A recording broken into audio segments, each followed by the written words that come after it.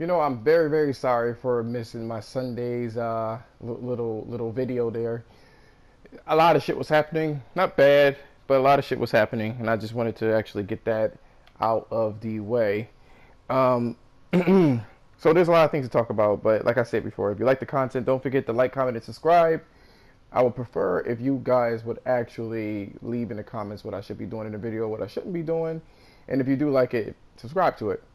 So let's get right into it. Let's get right into it. Today we are going to be talking about um, Xbox figurehead talking about crossplay yet again, yet again. So fucking annoying. Worry about your own shit. So we're gonna be talking about that. We're gonna be talking about the Spider-Man downgrades and why it was debunked and what's going on with that. Um, and that's basically what we're going to be talking about. So let's start off with what we want to talk about. I want to talk about the actual downgrades and what's going on with Spider-Man. So I've been looking at a couple of different things, different videos, YouTube videos, and what was going on about the Spider-Man downgrades and what exactly is going on with these with the downgrades. Now it has been basically debunked by Digital Foundry. Um, that it wasn't downgraded. Now, one of the things that was surprising to me is that a game that looks that good on the on the PlayStation 4 Pro has managed to reach up to 1800p dynamic resolution. So that's not something typical with the TI or temporal injection method. That's sort of like checkerboard rendering. That's not a typical thing that normally happens. They don't usually go up in that particular resolution. So it's been upgraded in that way.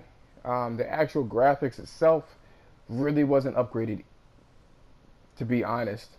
They changed the materials properties. So instead of actually having it, shine and stuff like that, they made it's cotton. That's what they wanted. They wanted a very cotton-esque viewpoint, not viewpoint, but cotton-esque material instead of the shiny. They didn't want it looking plasticky. There's been talks about ambient occlusion, which is like the games like shadow effects being actually being upgraded. I just think it's down to the certain lighting. So I think that's going on. So like I said before, the game typically runs at 1440p. It goes as low as 1440p, I should say, and up to 1800p, and is in the middle of that particular thing on average. Runs really, really well on the PlayStation 4 and the PlayStation 4 Pro. The only downside to this that I see, because no one's really talking about this, they're not talking about a lot of this shit too, because it was debunked. There was a lot of fanboys that sat there and said, "Oh, it's a downgrade," and then we really got the reviews, and as you know, it's on the Metacritic at 87, I believe. I don't think that's a fair score, but I can't say anything until I actually play the game. I'll have a video about that as well. But there was a lot of people that really wanted to tear this game down because it's getting like a lot of popularity. It's a lot of people that wants this game. It's getting a lot of advertisements and stuff like that. So it's going to be a hit. First of all, Spider-Man. Secondly, it's on a best-selling platform. Thirdly, people don't really, the new trend is single-player games. And I feel like all of that together, it's going to definitely outsell God of War. It has more potential to outsell God of War as well. Staying on the topic of Spider-Man, I feel like the people are going to complain now. Now we kind of knew that there wasn't a dynamic time of day or weather. So I've seen some previews stating their displeasure into that. They really wanted it's like any other sandbox game, to have a day and night cycle or whatever the case is. So I'm assuming in the future, a lot of the fanboys that are not of Sony are going to talk about how the PlayStation 4 Pro doesn't have the ability to run a game as good as that graphically and have dynamic stuff. The problem is this: it's not a large team that is doing the Spider-Man game. A, B, I don't think they don't have any like real like um experience making like the day and night cycles and stuff like that. They just don't. I think almost all of the games had a fixed time of day, so they don't really know about it. Two, they were working on another project, so they're working on two projects, Spider-Man, and they're working on the Ratchet and Clank series, and I think they're still working on another Ratchet and Clank game. So they just didn't have enough time to implement that new feature that they barely ever done in the past anyway. Now, I still have to look into it. Sunset Overdrive, I'll leave in the comments on my own if I find out that that does not have, real-time day and night cycles or anything of that nature. Though they did was best. So they basically, focused on a particular time of day, made the game look as good as it possibly could, and they put it out. You know what I mean? They stayed comfortable with that. They didn't want the game to have bad performance issues and stuff like that. It's not that it couldn't do it, because again, you got Horizon Zero Dawn that is doing more shit. It's doing a lot more shit, more complex NPCs, the clouds, day and night cycles, different weather, and all the other shit that it's doing. So it's possible. It's just that they didn't have the manpower to do it. So in case someone complains about it, you heard it here first. That's exactly what's going on with that. They didn't have the manpower, and they didn't have the time to do it. So that's what was going on. So now that that's actually out the way, I'm listening to like slight audio with this shit. I think I was making a sound of Mario. Now that that is out of the way, the next thing I would like to talk about is really, it's not much is going on, and I'm pretty sure that other YouTube channels has covered it, and I pretty much covered the assault that was about the Mario 64, not Mario 64, about the Spider-Man. So that being said, crossplay has come up again. Now it's the CEO of Sony that basically expressed his stance on crossplay, and he basically said, "Listen, this is the best play. This is the best place to play, and we do have crossplay. It's just not with them other niggas." And close book.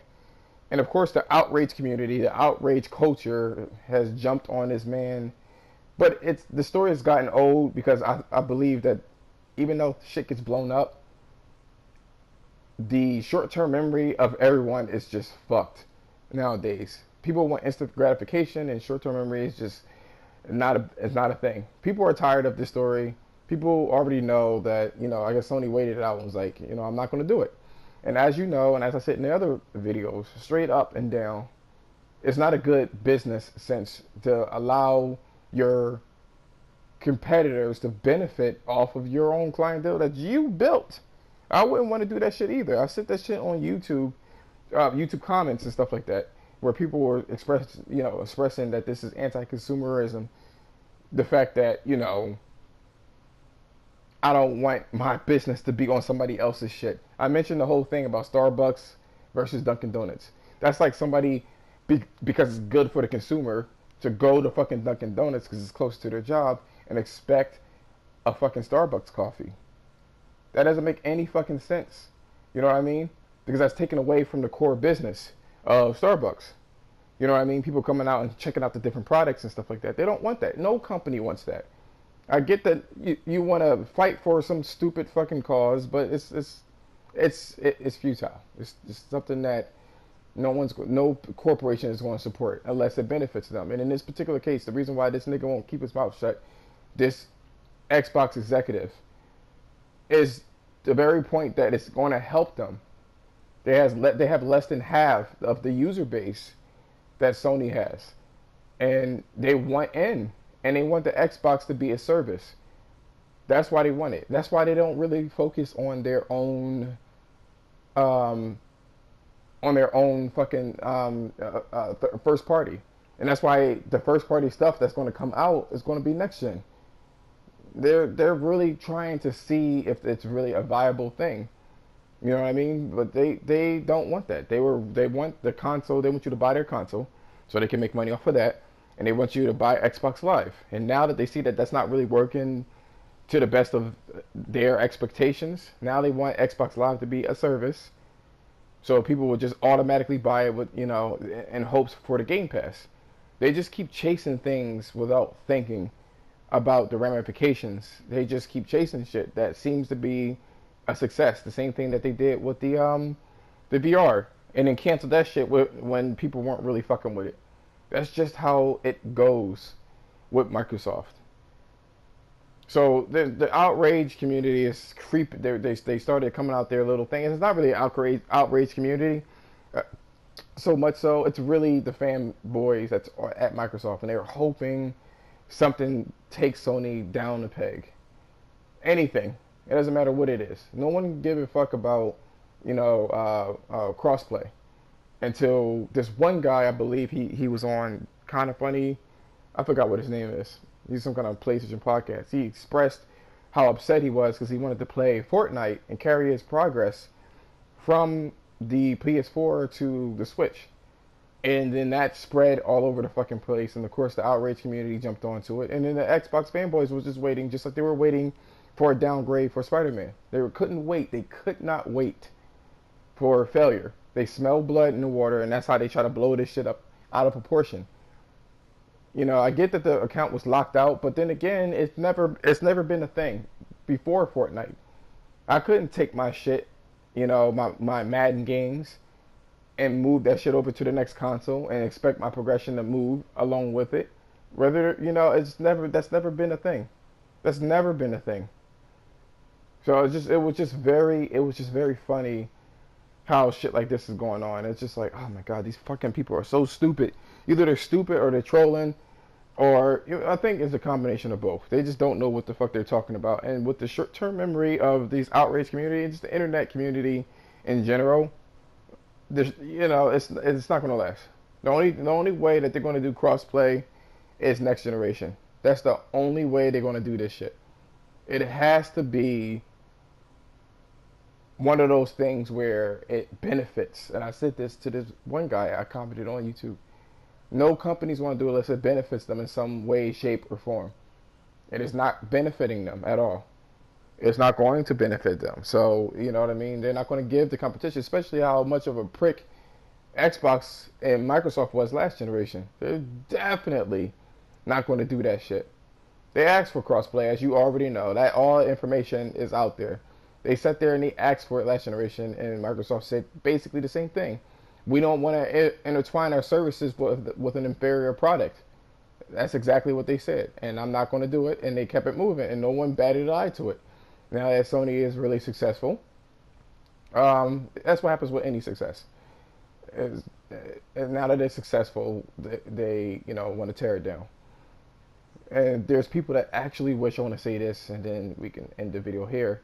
One of the things that people are hoping for is that Sony actually fails next generation because of this crossplay. And I'm like, they already build up their name brand, their brand recognition.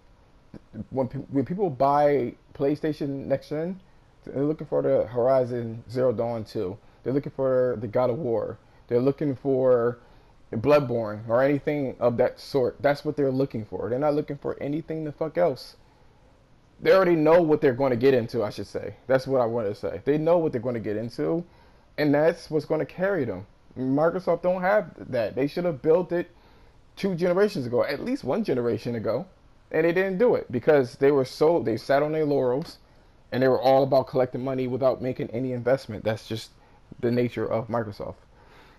But definitely share in the comments what you think about the video. Let me know what your thoughts are on my take on everything that is the most popular headlines in the news. And I'll be seeing you later. This has been the Gaming Pulpit, and take it easy.